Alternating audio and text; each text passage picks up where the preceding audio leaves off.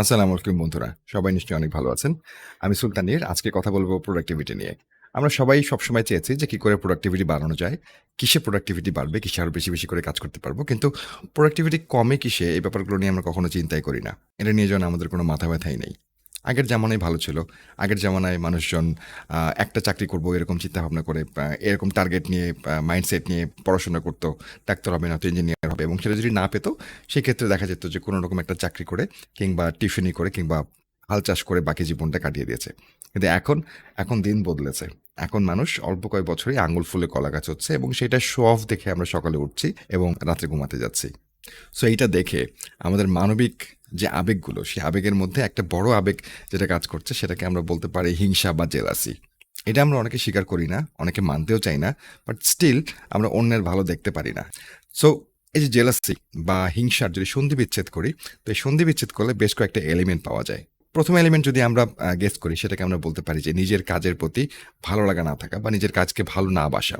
কেন কাজের প্রতি ভালো লাগা হচ্ছে না, কেন আমরা ভালোবাসতে পারছি না, সেই জিনিসগুলো আমরা কোনো অন্য ভিডিওতে আলোচনা করব।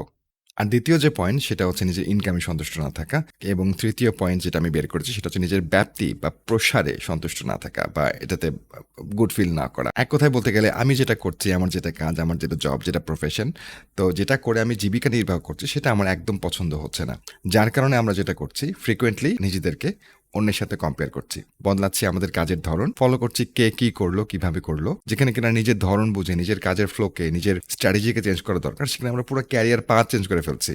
একদম আমূল পরিবর্তন, যে ও এটা করছে আমি সেটাই করে আমি ওর মতো বড় লোক হইতে চাই। আর এইটার ফলে যেটা হচ্ছে আমাদের ক্যারিয়ারটা পিছিয়ে যাচ্ছে, আমরা সবার থেকে আরো অনেক অনেক পিছিয়ে পড়ছি, আমাদের জেলাসির কারণ দিন দিন বাড়ছে এবং সেই সাথে আমরা আমাদের যে লক্ষ্যে যাওয়া দরকার বা যেখানে আমরা যেতে পারতাম সেখানে আমরা সময় মতো যেতে পারছি না।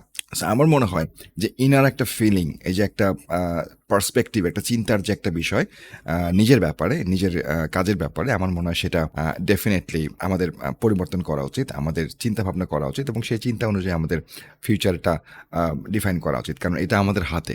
যার আঙ্গুল ফুলে কলা গাছ হয়েছে তার হাতে নয়।